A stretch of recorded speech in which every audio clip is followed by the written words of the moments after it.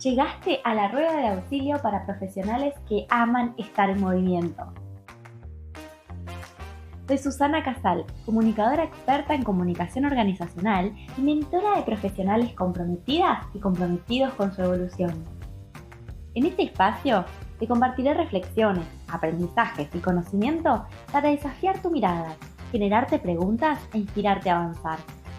Voy a mostrarte alternativas para llevar más lejos tu forma de hacer, pensar y verte como profesional. Desafiemos juntos las barreras para tu expansión. ¿Empezamos?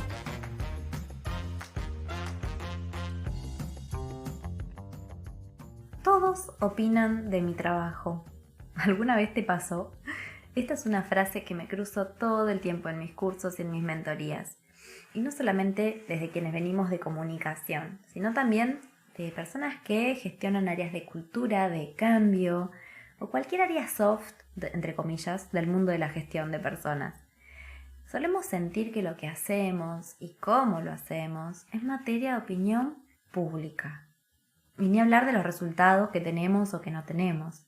Esto no sirve, ¿para qué invierten en esto? ¿Cuánto les habrá salido? Seguramente no funciona para nada. Son algunas de las frases con las que nos podemos cruzar. Y seguro vos tengas muchas otras que vengan a tu memoria. Pero si me escuchaste alguna vez, sabes que no soy partidaria de quedarnos en el problema. Y mucho menos en la queja por lo que otras personas hacen, dicen o son. Sino entender la situación, buscar soluciones y ver oportunidades. En definitiva, ¿cómo actuamos nosotros ante esto que nos pasa y que es una realidad?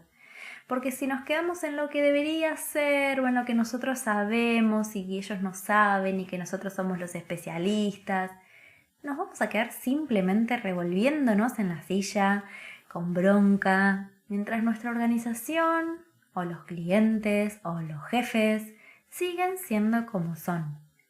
Así que en este episodio te quiero dar algunas recomendaciones para que puedas gestionar esa opinología. Y me encantaría decir que podamos terminarla y desterrarla para siempre. Seguramente sería un título mucho más atractivo para este podcast. Pero lo cierto es que desterrar la opinología depende de muchos factores que tal vez no estén en nuestras manos ni tampoco sea algo inmediato. Así que mi objetivo con este episodio es que vos puedas separar la vista del árbol de estas situaciones puntuales que a vos te atraviesan y que puedas empezar a mirar el bosque, es decir, mirar qué alternativas tenés para responder ante la opinología y la crítica cuando aparezcan. Así que nos vamos a centrar en cómo vos podés empezar a recibir esta opinología y a encauzarla. ¿Estamos listos? La primera recomendación que te quiero dar es que no te pongas a la defensiva. Y sí, ya sé que no te va a gustar nada lo que te digo, pero supongamos que alguien se te acerca y te dice que un evento o una capacitación que vos preparaste salió mal, que la gente se aburrió, que no le gustó nada. Y lo primero que puede pasar por tu mente, o al menos en mi caso era así, es que me brotaba un calor, un enojo de las tripas, y solo quería decirle a esa persona que estaba equivocada. Porque mi ego profesional se veía atacado. Y todo lo que yo había hecho para que esto saliera bien, lo que había puesto de mí, el tiempo, la energía, la dedicación, estaba siendo puesto en cuestión, estaba desacreditada, estaba sintiéndome desvalorizada. Y es que básicamente interpretamos las críticas como una amenaza. Y ustedes saben que los humanos tenemos 3 formas básicas de defendernos ante las amenazas. Una es atacar, es decir, responder al ataque, ponernos a la defensiva y duplicar, ¿no? la violencia. Es mostrar los dientes. La segunda es huir, salir de esa situación, escaparnos, o quedarnos paralizados y duros, sorprendidos. Entonces, si yo respondo agresivamente o a la defensiva, es porque estoy entendiendo que me están atacando, que hay una amenaza. Y la verdad es que no necesariamente tiene que ser así. Principalmente en este punto, ahora voy a seguir con otras recomendaciones, pero en este punto mi recomendación tiene que ver con que escuches atentamente lo que te están criticando. ¿Por qué están diciendo lo que están diciendo? Para identificar si no estamos tal vez ante una crítica constructiva encubierta. A veces las personas no somos muy amables o muy hábiles con las palabras para transmitir inquietudes, pero eso no quita que lo que esté de fondo pueda sernos de utilidad. Entonces, más allá de las palabras que escuchemos, tenemos que hacer preguntas o indagar para saber qué es lo que efectivamente te están queriendo decir. Una opción es hacer preguntas directamente, ¿no? ¿Por qué decís eso? ¿Qué fue lo que viste o escuchaste que te dio la pauta de lo que estás diciendo? ¿Podrías darme un ejemplo? ¿Dónde lo viste? Porque este tipo de preguntas hacen reflexionar a las personas y las ayudamos un poco a que nos digan más de lo que están diciendo, que no simplemente nos vomite, ¿no? Nos escupa la crítica, sino que la llevemos un poquito más a la reflexión y nos puedan aterrizar lo que quieren decir. ¿Lo viste todo el tiempo o te pasó en algún momento en particular? ¿Sí? Este tipo de preguntas los hace reflexionar e incluso puede darles la chance de reformular sus palabras. Como te decía, muchas veces las personas vienen con los tapones de punta, pero cuando se encuentran que del otro lado hay un interés genuino, que te lo estás tomando en serio, que estás haciendo lugar a esa crítica, que no te lo estás tomando a la ligera, sino que estás teniendo una escucha activa, recalculan. Y muchas veces me ha pasado esto, ¿no? Y me dicen, bueno, tal vez exageré un poco, lo que quise decir es tal cosa.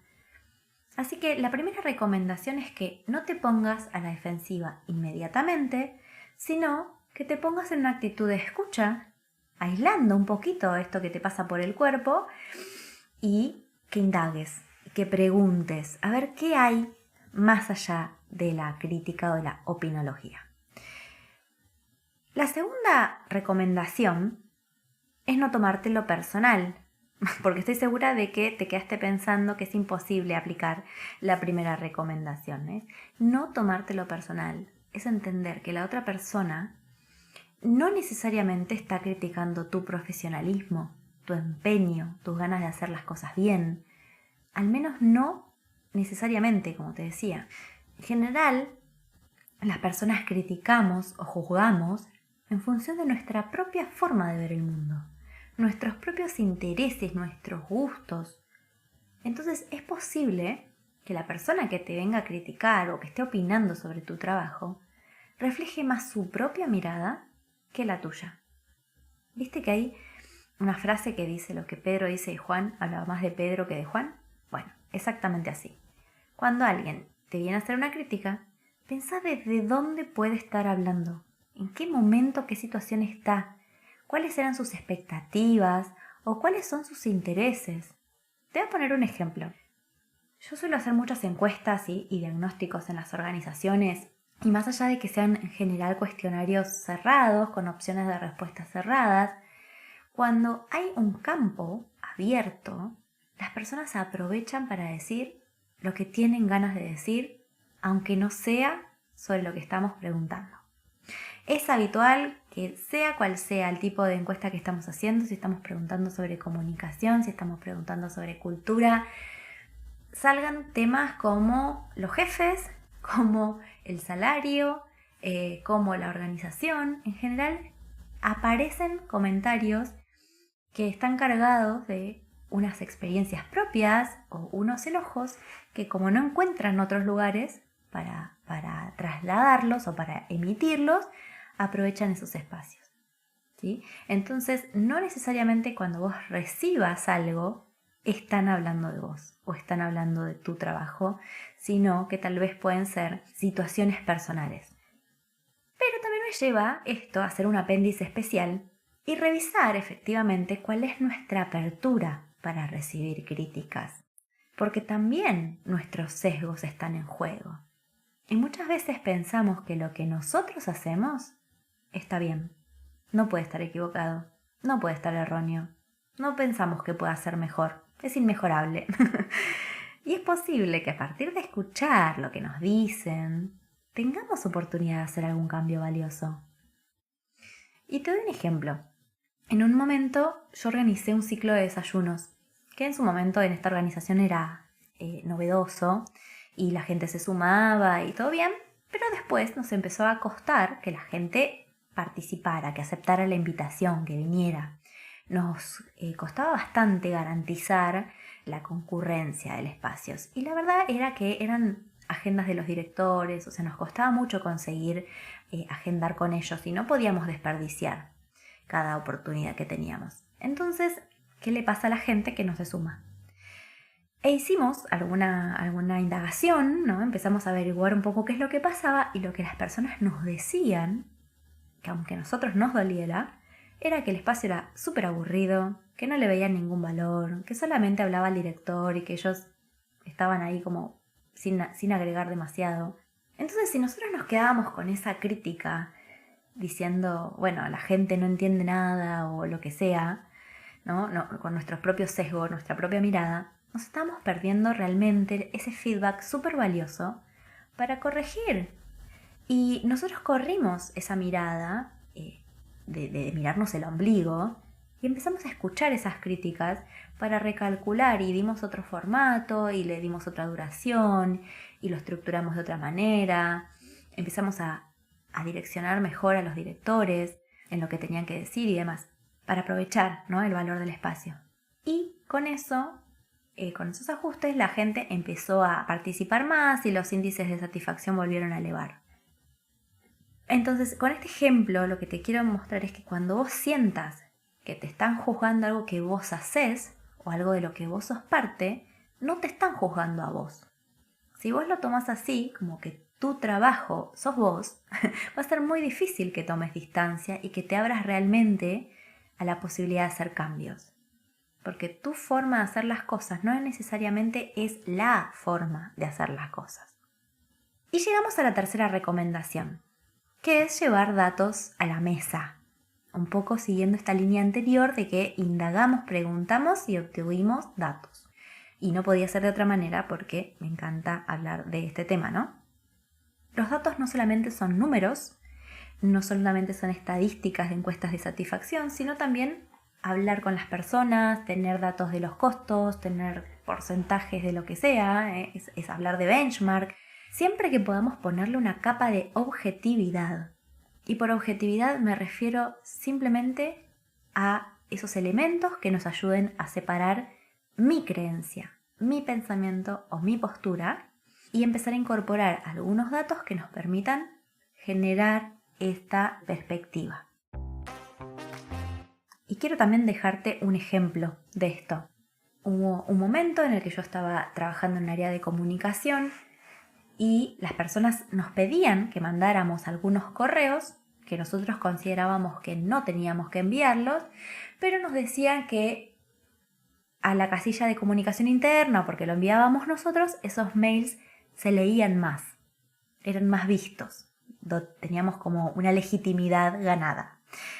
Pero lo cierto era que yo en ese momento no tenía datos de apertura de correos, no tenía una herramienta que me permitiera corroborar, ni siquiera desmentir lo que la otra persona me decía.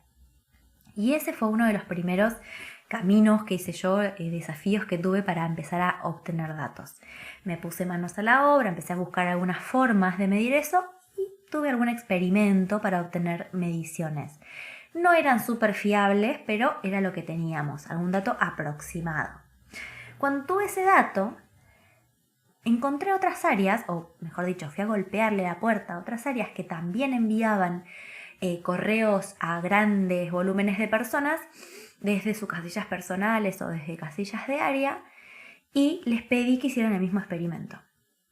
¿Qué es lo que encontramos? Es que por sorpresa los mensajes que salían de esas casillas personales o de esas casillas de área eran mucho más vistos y abiertos en proporción que los míos desde comunicación interna. Entonces ahí, la próxima vez que me vinieron a decir este tipo de mitos, pude contrastar con los datos y le demostré que lo que ellos pensaban era solo una creencia. De vuelta, no desde el espíritu de revancha o de tener la razón. En este caso a mí no me interesaba tener la razón. Me interesaba poder tener un dato, una capa de objetividad. Porque de hecho, si me hubiera salido corroborado, ¿no? Si hubiera podido decir que desde comunicación interna se leía más, era algo que beneficiaba a mi trabajo. Era algo que realmente estaba bueno legitimar el rol del área o de la casilla. Entonces, no se trata solo por esta cuestión defensiva de decir quién tiene razón, sino de tener objetividad. Hago una recapitulación de lo que vimos hasta acá. La opinología está en todas las organizaciones y no vamos a poder desterrarla de un día para el otro. Pero lo que sí podemos empezar a hacer es posicionarnos diferente en cómo la gestionamos. Y para eso te di 3 recomendaciones. Primero, que no salgas al ataque, no te pongas a la defensiva, sino que te abras a la escucha, que trates de entender desde dónde te están hablando y qué es efectivamente lo que te están criticando. En segundo lugar, te decía que no lo tomes como algo personal. No está en juego tu valor profesional, sino la mirada del otro y cómo las personas con las que trabajas interpretan el mundo. Y eso puede ser información valiosa para vos, para entender desde dónde hablan, qué les importa, qué están mirando ellos. No sos tu trabajo. Y por supuesto, esta voz del otro, esta crítica, te da a vos también la oportunidad de aprender y de cambiar las cosas que haces, sin que eso esté implicando cuestionar tu capacidad o tu valía. Y por último, agregarle datos objetivos para argumentar y justificar tus decisiones o tus recomendaciones. Estos datos pueden ser números, pueden ser costos, pueden ser comparaciones, pueden ser percepciones. La opinión va a seguir siendo opinión en tanto nosotros no podamos contrastarla. Y para eso los datos son nuestros aliados. Espero que este episodio te haya servido. Mi intención es poder ofrecerte esta lectura alternativa ante las situaciones que nos frustran cotidianamente, que te abras a nuevos caminos, a nuevas alternativas para empezar a hacer las cosas distintas. Así que si esto te sirvió, compartilo con otras personas que también les va a servir y que nos va a ayudar a nosotros a llegar más lejos. Y si te quedaste con algo dando vueltas en la cabeza, algún ejemplo que nos quieras compartir, sabes que podés contactarnos a través de Instagram, en Rueda de Auxilio o en LinkedIn a Susana Casal y nos va a encantar, pero realmente nos va a encantar conversar con vos sobre estos temas. Gracias por escucharnos, gracias por llegar hasta el final y ojalá vuelvas a encontrarte con nosotros el próximo viernes cuando liberemos un nuevo episodio de Rueda de Auxilio. Muchas gracias.